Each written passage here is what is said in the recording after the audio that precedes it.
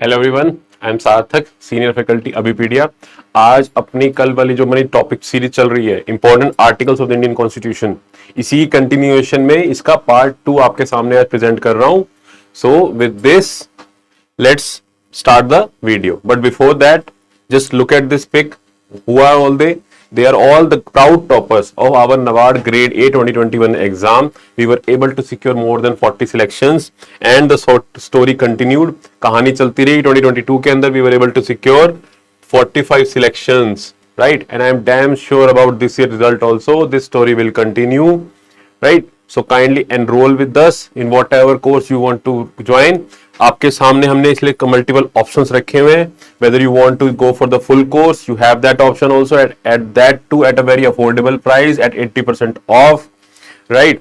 And there is other option also which is the micro courses. कि अगर मान लो if you want to prepare only a particular module, let's say कि आपको सिर्फ ARD prepare करना है या फिर ESI प्रिपेयर करना है, economic and social issues module prepare करना है, you have done all other things. तो खाली आपको वो वाला ऑप्शन भी हम अवेल करा रहे हैं कि आप सिर्फ और सिर्फ एक पर्टिकुलर मॉड्यूल हमारे माइक्रो कोर्सेज के थ्रू एनरोल कर सकते हैं। उसके अंदर you can buy that also, right? So whatever way, और ये यूट्यूब पे हमारे सेशंस तो फ्री आपके लिए डेली बेसिस पे आ ही रहे हैं। So whatever course you want to enrol, whatever you want to link with us, connect with us, you can. Support number नीचे कमेंट सेक्शन में आपके लिए छोड़ दिया जाएगा। I will leave it in the description box as well as the link for the micro courses, right? So with this, let's start our video. कल हमने important parts देख लिए थे, right? These were the 25 parts. हमने सारे के सारे कल कवर कर लिए थे। I hope उसमें कोई डाउट नहीं होगा। यहां तक हमका वीडियो अपना कवर कर चुके थे, right? So आज हम देखते हैं important articles। उन parts के अंदर कौन कौन से important articles हैं। I'll try to cover in this video, but कोई रश नहीं है। जितना आराम से होगा करेंगे, नहीं तो इसका एक और पार्ट लेके भी आपके सामने प्रेजेंट कर दिया जाएगा, राइट? कोई ऐसे हरी अप उसमें वे में नहीं होगा, आराम से तसल्ली से सारा को ढंग से करना होता है। Okay, so part one basically क्या था? Union and territory. उसके अंदर जो हमारी स्टेट्स हैं उनकी अलाइनमेंट, उनकी नेम, बाउंड्री सब चेंज करने वाला प्रोसीजर जो कि किसके पास है? सेंटर के पास है, पार्लियामेंट के पास है, राइट? अपने को उतना डीप नहीं जाना है, ऐसे पॉलिटी पूरी नहीं पढ़नी, अपने को सिर्फ इंपॉर्टेंट आर्टिकल्स वगैरह ऊपर से देखने और कौन कौन से इंपॉर्टेंट पार्ट्स और शेड्यूल्स देखने, ठीक है? बट थोड़ा सा अगर आइडिया रहता है ना, चीजें याद करनी इजी रहती है, समझ समझ करो, चीजें इजी रहती हैं, इसलिए बताता रहता हूं। क्लियर है? So part one. अब पार्ट वन के अंदर क्या है अपना? Union and territories, right? So article 1 ये इंपॉर्टेंट है। एज ऑफ नाउ इनफैक्ट अभी न्यूज में भी चल रहा है, जो इंडिया और भारत वाला नेम चल रहा है अपना, तो उसके अंदर आर्टिकल 1 वैसे भी इंपॉर्टेंट बन जाता है। आर्टिकल 1 के अंदर क्या लिखा हुआ है? जो नेम लिखा हुआ है, राइट? अभी क्या लिखा हुआ है? India that is Bharat. तो अभी के लिए हम दोनों नेम यूज करते हैं। क्यों था ऐसा? बिकॉज जब कॉन्स्टिट्यूशन बन रहा था तो कॉन्स्टिट्यूशन मेकर्स थे, वहां पर क्या था? जो डिबेट चल रही थी, आधे लोग कह रहे थे हमें इंडिया नेम चाहिए, मॉडर्न नेम चाहिए, आधे कह रहे थे भारत ट्रेडिशनल नेम चाहिए। तो हमारे जो कॉन्स्टिट्यूशन मेकर्स थे उन्होंने एक बहुत ही यूनिक आइडिया निकाला था उस टाइम कि इंडिया दैट इज भारत, ऐसे लिखा कि दोनों बंदे खुश, तुम भी खुश तुम भी खुश। तो दोनों के लिए निकाल दी। कहां लिखा हुआ है? आर्टिकल 1 में। आर्टिकल 1 के अंदर क्या है? Simply it contains the name of the union and the territories. सारे के सारे जो हमारी जो स्टेट्स वगैरह हैं, यूनियन टेरिटरी, सबके नेम है। क्लियर है? और वो नेम्स ना एज सच आर्टिकल 1 के अंदर सारे नहीं लिखे हुए, वो शेड्यूल 1 के अंदर है, फर्स्ट शेड्यूल के अंदर है। बट यहां पर सिर्फ इंडिया का नाम लिखा हुआ है, India that is Bharat, right? और बाकी सारे जो स्टेट्स के नेम है वो शेड्यूल 1 के अंदर है। क्लियर है? ये साथ साथ कुछ पॉइंट्स, ये चीजें भी नोट करते जाना। ओके, तो आर्टिकल 1 आई होप क्लियर हो गया होगा। नेम ऑफ द यूनियन, इसमें नाम है, इसको आप इंडिया दैट इज भारत ऐसे याद रख सकते हो। Okay, then comes article 2। अब आर्टिकल 2 के अंदर क्या है? Article 2 is about what? कि मान लो कोई नया स्टेट क्रिएट करना है, राइट? कोई भी नया स्टेट अगर क्रिएट करना है इंडिया के अंदर, मान लो कोई फॉरेन टेरिटरी के थ्रू या फिर कैसे भी करके कोई एक्वायर करती है इंडियन स्टेट, तो उसकी क्रिएशन जो होगी, उसका नाम वगैरह रखना, सारा कुछ वो सब किसके पास होगा? सेंटर के पास। ये कहां लिखा हुआ है? आर्टिकल 2 में। So article 2 is about acceptance and creation of new state. I am trying to make you understand in short and crisp and with all the important facts, so that आपको चीजें याद भी हो। तो आर्टिकल 2 किसके लिए? नया स्टेट क्रिएट करना हो, एस्टेब्लिश करना हो, उसके लिए। और आर्टिकल 3 इज अबाउट की जो एग्जिस्टिंग स्टेट्स हैं, ऑलरेडी जो एग्जिस्टिंग, उन्हीं के अंदर अगर कुछ चेंजेस करना हो, कि मान लो किसी स्टेट का नेम चेंज करना है, राइट? मद्रास से तमिलनाडु करना है, तमिलनाडु से मद्रास करना है, बॉम्बे से मुंबई करना है, मुंबई से बॉम्बे करना है, सॉरी मुंबई मतलब बॉम्बे तो नहीं, आई मीन वो तो डिस्ट्रिक्ट होगी, बट आपको किसी स्टेट का करना हो, कि स्टेट का नेम चेंज करना हो या बाउंड्रीज चेंज करनी हो, एग्जिस्टिंग ऊपर नीचे करना हो, राइट, उसके लिए आर्टिकल 3 होगा। उसके लिए क्या यूज होगा? आर्टिकल 3। सो आर्टिकल 2 किसके लिए है? कोई नया स्टेट एक्वायर करने के लिए, कोई नया बाहर से एक्वायर करने के लिए, फॉरेन टेरिटरी वगैरह भी कोई एक्वायर करी हो, कोई नई स्टेट तो। और आर्टिकल 3 है ऑलरेडी एग्जिस्टिंग के लिए। आर्टिकल 2 का एग्जांपल आपको देता हूं कि लाइक गोवा जो हमारा स्टेट था, गोवा क्या था इनिशियली, किनके रीजन में आप गोवा भी जाओगे तो वहां पे आपको बहुत सारे पोर्टुगीज एस्टेब्लिशमेंट मिलेंगे, क्योंकि जब इंडिया इंडिपेंडेंट हुआ था उस टाइम गोवा पोर्टुगीज एस्टेब्लिशमेंट के अंडर ही था, उनके अंडर डोमिनेंस में था। तो उसको हमने लेटर ऑन पोर्टुगीज से एक्वायर किया है। तो उसमें कौन से आर्टिकल का यूज हुआ? आर्टिकल 2 का। कौन से आर्टिकल का यूज हुआ? आर्टिकल 2 हमें पावर दे रहा है किसको? पार्लियामेंट को। क्लियर है? लेकिन अगर ऑलरेडी एग्जिस्टिंग स्टेट्स है उनके नेम वगैरह बाउंड्री चेंज करना हो तो आर्टिकल 3। आई होप इतना क्लियर हो गया होगा। Article 4 is not that relevant, but article 4 आपको बता देता हूं if you want to know. So article 4 किसके बारे में है? आर्टिकल 4 में लिखा हुआ है कि कोई भी अगर आप ऐसा कोई चेंज करते हो आर्टिकल 1, 2, 3 के अंदर, that will not be counted as an amendment. वो अमेंडमेंट अंडर आर्टिकल 368 काउंट नहीं होगी, सिंपल मेजोरिटी से हो जाएगा, that's it. That is the reason मैं कह रहा था इतना इंपॉर्टेंट नहीं है सच आपके एग्जाम के लिए अपने, बट थोड़ा आइडिया जरूर होना चाहिए कि आर्टिकल 4 किस चीज से रिलेटेड है, तभी आपको बता दिया। बट ये 3 आर्टिकल्स इंपॉर्टेंट है एज ऑफ नाउ, जो करंटली चल रहा है उसकी वजह से और भी ज्यादा इंपॉर्टेंट हो जाता है। आपके एग्जाम में पूछ सकते हैं आपसे आर्टिकल 1, 2, 3 के बारे में, तो ये तो क्लियर होने चाहिए। Article 1 name of the union territory, article 2 नई फॉरेन टेरिटरी एक्वायर करी हो, creation of new state, article 3 already जो एग्जिस्ट कर रही है उनके अंदर कुछ चेंजेस करना हो, सारी पावर किसके पास है? पार्लियामेंट के पास है। क्लियर है? Okay next. अब आते हैं पार्ट 2 पे, सिटीजनशिप वाले पे। If I would say important है नहीं, एक बार गो थ्रू कर लेंगे, नॉट दैट रेलिवेंट, ठीक है। पार्ट 3 बहुत इंपॉर्टेंट है इसके बाद जो फंडामेंटल राइट है, बट इसको एक बार जो मोटा मोटा, इसलिए मैंने 4 आर्टिकल इसके इंक्लूड कर देंगे, एक बार थोड़ा बहुत गो थ्रू जरूर कर लेना है। तो आर्ट 2 के अंदर वैसे बेसिकली कौन से आर्टिकल है? 5 to 11 if you remember. Part 1 में थे 1 to 4, then part 2 5 to 11, revise भी करते चले जाएंगे साथ साथ। ओके, सो पार्ट 2 के अंदर हम पहला आर्टिकल कौन सा देखेंगे? आर्टिकल 5। आर्टिकल 5 किसके बारे में कह रहा है? It talks about the citizenship at the commencement of the constitution. जब कॉन्स्टिट्यूशन बना था, राइट, 1950 के अंदर जब इंप्लीमेंट हो गया था, तब उस टाइम पे सिटीजनशिप का क्या स्टेटस था, किस किस को देनी है, किसको नहीं देनी, ये उसके बारे में बात करता। Simple, that's it. Then article 6 it talks about the right of citizenship of a certain person who has migrated to India from Pakistan. ये भी उसी टाइम की बात हो रही है। आर्टिकल 5 भी 6 भी जब कॉन्स्टिट्यूशन बना उस टाइम पे सिटीजनशिप की बात हो रही है, बट आर्टिकल 6 में क्या बात हो रही है कि उन बंदों को सिटीजनशिप जिन्होंने पाकिस्तान से इंडिया में माइग्रेट किया था, हुआ था ना।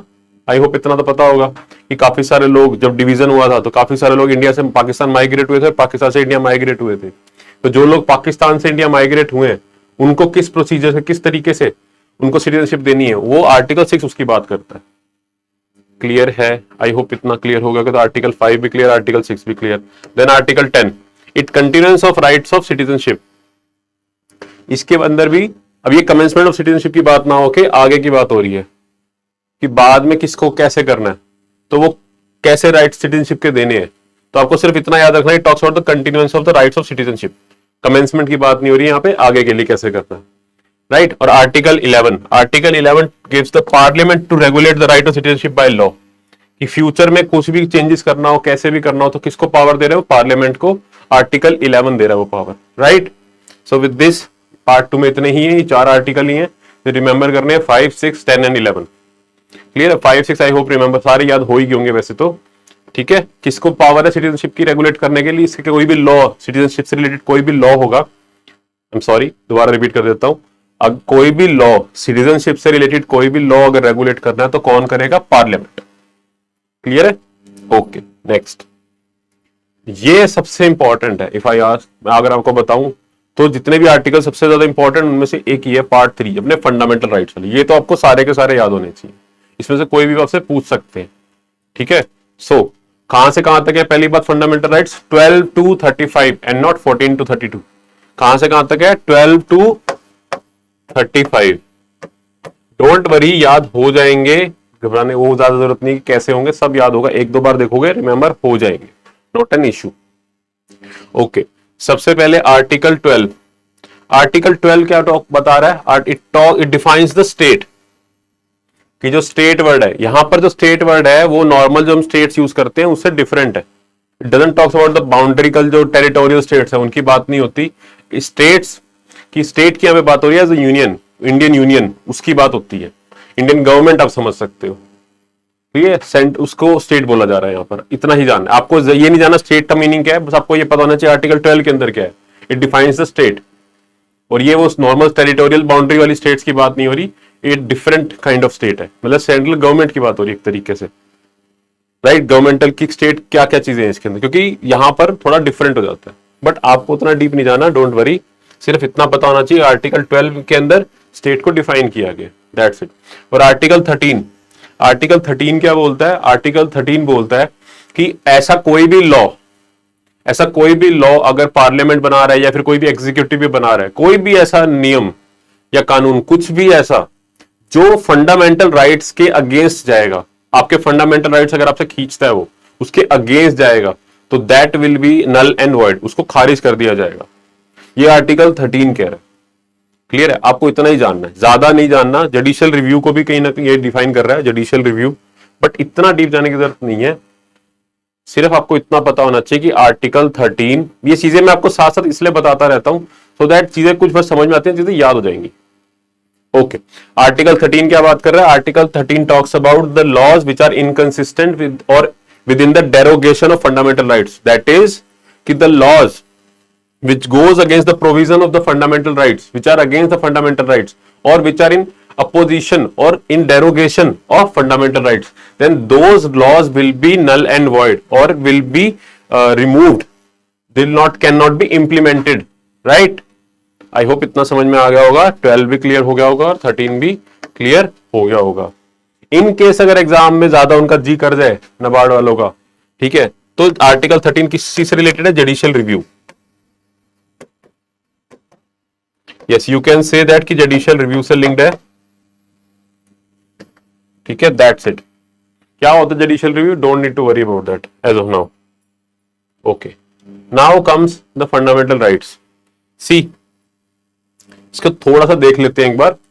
देखो 6 फंडामेंटल राइट्स हैं, ब्रॉडली 6 फंडामेंटल राइट्स हैं, ये ऐसे 6 कैटेगरीज में फंडामेंटल राइट्स को डिवाइड कर रखा है, ठीक है। ए फर्स्ट वाला जो कौन सा है, first one is right to equality, right to equality, article 14 to 18, article 14 से लेके 18 तक क्या है आपके, right to equality. Okay, then second, right to freedom, right to freedom, article 19 to 22, right, ये सेकंड अपना है, 19 से लेके 22 तक, ऐसे सीक्वेंस याद होनी चाहिए। फंडामेंटल राइट थोड़ा इंपॉर्टेंट है, इसको अच्छे से करना है एक बार, ठीक है, आपको सिर्फ आर्टिकल याद करने, ज्यादा डीप प्रोविजंस नहीं याद करने। Okay, third, then comes right against exploitation,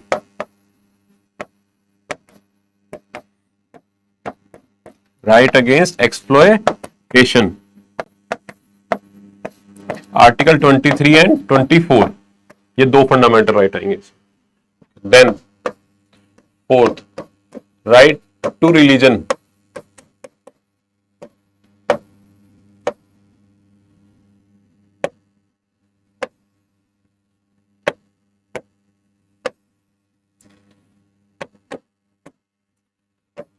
right to religion, कौन कौन से आर्टिकल है इसमें, 25 टू 28,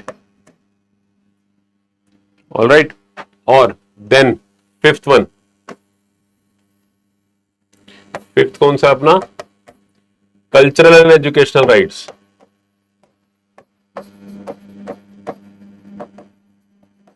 आर्टिकल 29 एंड 30, राइट। और लास्ट सिक्स्थ है अपना right to constitutional remedies, right to constitutional remedies, article 32। सो ये 6 फंडामेंटल राइट कैटेगरीज हैं, आप इन 6 के अंदर भी याद कर सकते हो कि first one is your right to equality, 14 to 18 है, ठीक है, 14 to 18, okay 14 to 18, then right to freedom 19 to 22, third right against exploitation 23 and 24, then right to freedom of religion 25 to 28, fourth one, fifth वाला cultural and educational rights 29 and 30, and then right to constitutional remedies article 32. ये broad categorisation है। अब इसको थोड़ा अच्छे से देखते हैं एक बार और। Okay, just to clear over here, first one is right to equality, right to equality. कौन कौन से आर्टिकल है? 14, 15, 16, 17, 18। Okay, now article 14 talks about equality before law, EBL, equality before law, कि भाई लॉ के आगे, कानून के आगे सब बराबर है। होता है ना अंधा कानून, उससे याद रखेंगे। ये अंधा कानून देखा ना, वो आर्टिकल 14 से आया है कि उन्होंने पट्टी बांध रखी है, उसके आगे सब बराबर हैं, चाहे वो प्रेसिडेंट हो, कोई भी अंधा हो, कोई बड़ा ऑफिसर हो या कोई नॉर्मल सिटीजन हो। थोड़ी बहुत एक्सेप्शंस होती हैं, बट उतना बहुत है जानना अपने लिए कि equality before law is about article 14। Okay, मतलब article 14 is about equality before law, अंधा कानून, ऐसे याद रखेंगे। देन आर्टिकल 15, आर्टिकल 15 बात करता है कि प्रोहिबिशन ऑफ डिस्क्रिमिनेशन, कि भाई prohibition of discrimination in what, पढ़ाई के अंदर, एजुकेशन के अंदर भी, और कई सारी फील्ड्स के अंदर भी सब बराबर, किसी के साथ ज्यादा डिस्क्रिमिनेशन नहीं होगी on the basis of race, religion, caste, sex और प्लेस ऑफ बर्थ। इन 5 कैटेगरीज के ऊपर आप किसी के साथ भी डिस्क्रिमिनेशन नहीं कर सकती। कौन? स्टेट, गवर्नमेंट भी और प्राइवेट बंदे में इंडिविजुअल्स भी, कि सारे के सारे सिटीजन्स जो हैं, उन किसी भी सिटीजन के साथ आप रेस, रिलीजन, कास्ट, सेक्स और प्लेस ऑफ बर्थ के बेसिस पे डिस्क्रिमिनेशन नहीं कर सकते। प्रोहिबिशन ऑफ डिस्क्रिमिनेशन किसके अंदर बात हो रही है? आर्टिकल 15 के अंदर। Very important, last year NABARD के अंदर आया था ये, यही सेम आर्टिकल 15 पूछा था उन्होंने। आर्टिकल 15 में मूवी बनी हुई है एक बहुत famous. Okay, then article 16, article 16 किसकी बात कर रहा है? Equality of opportunity in public employment, कि भाई सरकारी नौकरियां, गवर्नमेंट जॉब्स, उसके अंदर भी आप डिस्क्रिमिनेशन नहीं करोगे किसी के साथ, सब बराबर होंगे, राइट? उसके अंदर भी आप डिस्क्रिमिनेशन नहीं करोगे। आर्टिकल 15 किसकी बात कर रहा है? यहां पर बेसिकली जो दूसरी लाइक रेस्टोरेंट्स हो गए, एजुकेशनल इंस्टीट्यूशंस हो गए, और इस टाइप के जो इंस्टीट्यूशंस हैं, उसके अंदर डिस्क्रिमिनेशन की बात हो रही है कि यहां पर डिस्क्रिमिनेशन नहीं होना चाहिए। और आर्टिकल 16 गवर्नमेंट जॉब के अंदर बात कर रहा है कि यहां पर डिस्क्रिमिनेशन नहीं होना चाहिए, सबको बराबरी का मौका मिलना चाहिए गवर्नमेंट जॉब्स के अंदर, सरकारी नौकरी के अंदर, राइट? तो this is article 16।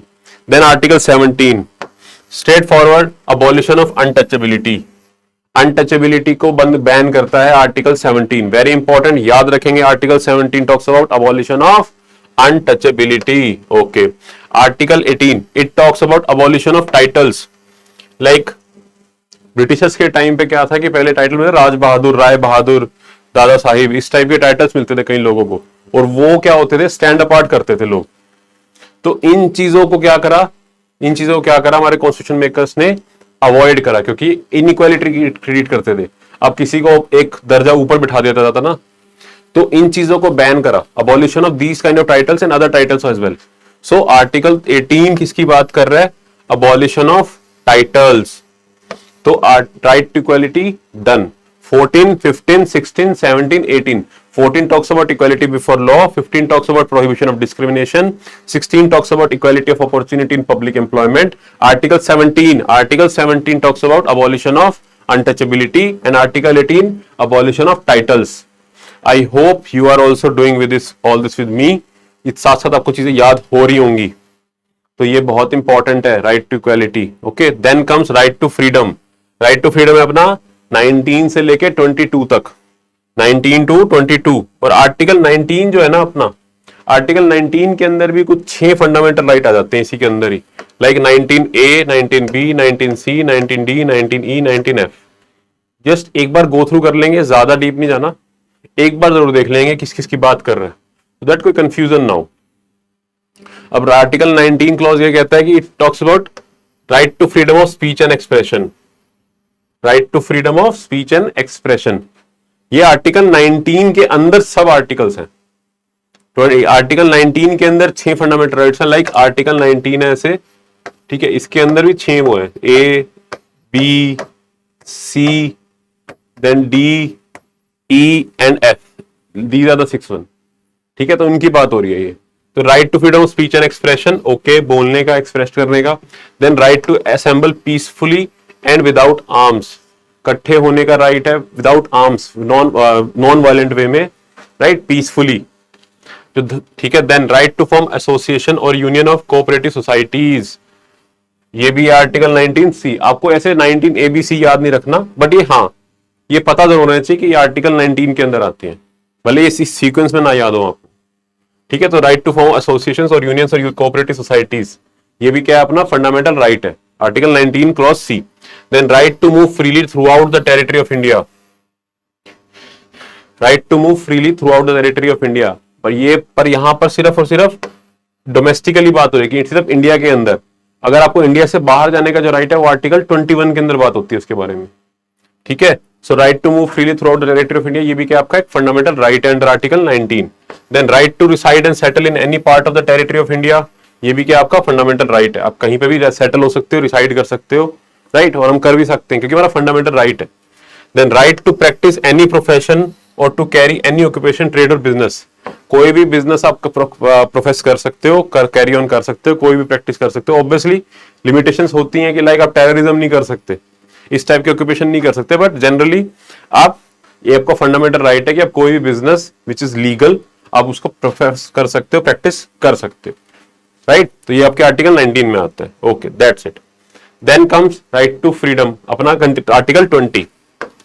Article 20 talks about protection in respect of conviction for offences, कि भाई किसी बंदे को पकड़ लिया पुलिस ने, ठीक है, तो उसको क्या क्या प्रोटेक्शन मिलेगी, क्या क्या उसके फंडामेंटल राइट होंगे। क्लियर है, किसी कन्विक्ट को पकड़ लिया, किसी बंदे को पकड़ लिया जेल में, तो उसके क्या क्या राइट होंगे, क्या क्या फंडामेंटल राइट होंगे।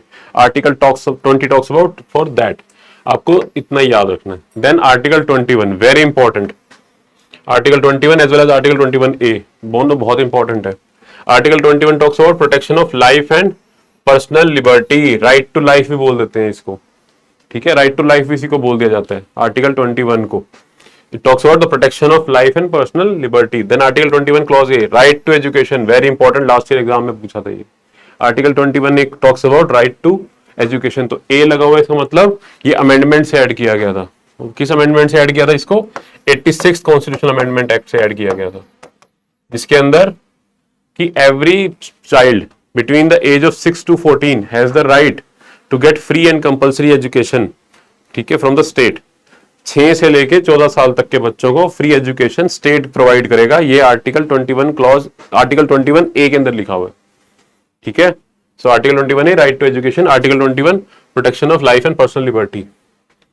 Then article 22 it talks about protection against arrest and detention.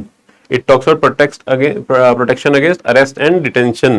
Arrest और डिटेंशन क्या होता है कि जब आपको बंदे को अरेस्ट कर लिया जाता है, उसके अगेंस्ट प्रोटेक्शन जो मिलती है वो आपके आर्टिकल 22 उसको डिफाइन करता है, ठीक है, आपको इतना याद रखना है। It talks about protection against arrest and detention 22, that's it, सिर्फ हेडिंग याद रखनी है। Okay, then right against exploitation, right against exploitation कौन से आर्टिकल आएंगे इसके अंदर? आर्टिकल 23 और 24। Now Article 23 talks about prohibition of human trafficking and forced labor। Human trafficking और forced labor जो के against prohibition, right? कौन सा बात करता है? Article 23। अब human trafficking क्या होती है कि normal like human beings की sale and purchase like goods, which is a very bad thing, right? Which is a very bad thing। तो उसको prohibit करता है ये, और इसके अंदर forced labor भी prohibition की भी बात हो रखी है कि आप किसी से जबरदस्ती बिना पैसे दिए उससे फोर्सफुली लेबर नहीं करा सकते, काम नहीं करा सकते। क्लियर है? तो ये सारी बातें किसके अंदर हो रही है? आर्टिकल 23 के अंदर। और आर्टिकल 24 ये आप इसको चाइल्ड लेबर से याद रख सकते हो, it's prohibition of child labour, very important article, this is also very very important. Article 24 prohibition of child labour. I hope इतने याद हो गए होंगे, साथ के साथ मेरे साथ रिपीट करते चले जाओ, आपको अभी के भी रिमेंबर हो जाएंगे। एक बार एक दो बार वीडियो को देखोगे अच्छे से दिमाग में छप जाएगा। Okay, then right to freedom of religion 25 से 28 and 25 talks about freedom of conscious profession practice and propagation. ये बेसिकली इंडिविजुअल की बात कर रहा है कि एक इंडिविजुअल जो है ही है, उसकी क्या फ्रीडम है टू कन्फेस, टू मतलब प्रैक्टिस करना, अपने रिलीजन को कैसे किस वे में प्रैक्टिस कर सकता है वो, उसकी बात हो रही है आर्टिकल 25 में एक इंडिविजुअल की। Then article 26 talks about freedom to manage religious affairs. ये एक कम्युनिटी की बात कर रहा है कि कैसे वो रिलीजियस अफेयर्स को मैनेज करेंगे। आपको हेडिंग याद करनी है बस। Article 27 it talks about the freedom from taxation for promotion of a religion, कि क्या गवर्नमेंट किसी रिलीजियस इंस्टीट्यूशन पे टैक्स चार्ज कर सकती है या फिर किसी हमारे पे टैक्स चार्ज कर सकती है on the basis of religion? No. Article 27 talks about that कि government can not charge tax for the on the basis of religion from us. Okay, so article 27 talks about that. Article 28 freedom from attending religious instruction, कि जो schools वगैरह हैं वहां पर क्या religious instructions provide कर सकते हैं?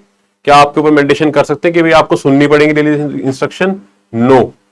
इसके कुछ कंडीशंस होती हैं, तो ये आपका फंडामेंटल राइट है कि आपको एज सच मैंडेटरी नहीं होता, बट कुछ कंडीशंस में होता है। ठीक है, so this is article 25 to 28 which is right to freedom of religion. Then comes educational and cultural rights. इसके अंदर article 29 and 30 educational and cultural rights of the minorities, right, the minorities. तो article 29 talks about the protection of interest of minorities. Which interest? Educational and cultural interest. Clear है, उनकी बात हो रखी है। तो आर्टिकल 29-30 माइनॉरिटीज की के राइट्स को प्रोटेक्ट कर रहा है। आप ऐसे याद रख सकते हैं, आर्टिकल 29-30 माइनॉरिटीज के राइट्स को प्रोटेक्ट कर रहा है। और आर्टिकल 29 तो साफ साफ लिखा हुआ protection of interest of minorities, and article 30 talks about rights of minorities to establish and administer educational institutions. तो जो माइनॉरिटी एजुकेशनल इंस्टीट्यूशंस होते हैं लाइक मदरसा एंड ऑल, ठीक है, तो उस टाइप की जो इंस्टीट्यूशंस है इनको मैनेज करने का जो फंडामेंटल राइट जो राइट मिला हुआ है वो कहां से मिला हुआ है? Article 30। That's it. So this is article 29 and 30 talks about minorities. Minorities के इंटरेस्ट की बात कर रहे हैं, उनके प्रोटेक्ट करने की बात कर रहे हैं। Okay. Then comes the soul and the heart of the constitution. The article 32. This is also called as the soul of the constitution. किसने बोला था ये? हमारे doctor B R Ambedkar ji ने, the father of the Indian constitution. उन्होंने article 32 को क्या बुलाया था? The soul and the heart of the Indian constitution. ठीक है, अब इसके अंदर क्या बात हो रखी है? It talks about the right to remedies for the enforcement of the fundamental rights using 5 writs. ये कह रहा है कि भाई अगर आपका फंडामेंटल राइट वायलेट होता है तो उस केस में आपको अपने फंडामेंटल राइट को सेव करने का राइट भी अपने आप में एक फंडामेंटल राइट है। आर्टिकल 32 सिंपल वे में कि अगर आपका फंडामेंटल राइट मान लो वायलेट होता है तो आप सुप्रीम कोर्ट के पास जाओगे और उनको बोलोगे भाई मेरा ये वाला फंडामेंटल राइट हो रहा है, वायलेट हो रहा है, और सुप्रीम कोर्ट उसके रिस्पेक्ट में चेक करेगा कि भाई कौन सा फंडामेंटल राइट वायलेट हुआ है और उसके रिस्पेक्ट में एक रिट इशू करेगा, और ये आपका फंडामेंटल राइट है। आर्टिकल 32 यही कह रहा है। कॉन्स्टिट्यूशनल रेमेडीज, रेमेडीज का मतलब क्या होता है? दवाई। तो कॉन्स्टिट्यूशन की दवाई कि अगर आपका कॉन्स्टिट्यूशन प्रोविजंस के अगेंस्ट कोई चीज हो रही है, मतलब आपके फंडामेंटल राइट्स आपसे लिए जा रहे हैं, तो उसकी दवाई क्या है? आर्टिकल 32। क्लियर है, ऐसे भी याद रख सकते हैं। तो article 32 is what? The right to remedy for the enforcement of the fundamental rights using writs. I hope इतना क्लियर है। अब ये लास्ट 3 आर्टिकल देख लेते हैं, then we will end this session. इसको नेक्स्ट सेशन से कंटिन्यू करेंगे फिर। ओके, सो आर्टिकल 33, 34, 35 ये हम स्किप कर देते हैं कई बार normally. These are also our fundamental rights. So article 33 किसकी बात कर रहा है? इट टॉक्स अबाउट कि भाई जो आर्म्ड फोर्सेस के मेंबर है उनके फंडामेंटल राइट्स को, क्या उनके फंडामेंटल राइट्स हमेशा वैलिड रहते हैं? नो, बिकॉज उनको बहुत एक्सट्रीम सिचुएशंस में काम करना पड़ जाता है, तो वहां पर वो ऐसे नहीं कह सकते कि हमारे फंडामेंटल राइट्स वायलेट हो रहे हैं, क्योंकि फिर वो नेशनल सिक्योरिटी की बात आ जाती है। दैट इज द रीजन कि आर्टिकल 33 में साफ साफ लिखा हुआ है, it empowers the parliament to restrict और abrogate the fundamental rights of the member of the armed forces, paramilitary forces, police forces, intelligence agencies and analogous forces. कि भाई जो आर्म्ड फोर्सेज के जो बंदे हैं, पुलिस फोर्सेज वगैरह, इनके फंडामेंटल राइट्स हमेशा इनके काम के आड़े नहीं आने चाहिए। इनके लिए इनका काम पहले होना चाहिए, इनके फंडामेंटल राइट्स बाद में।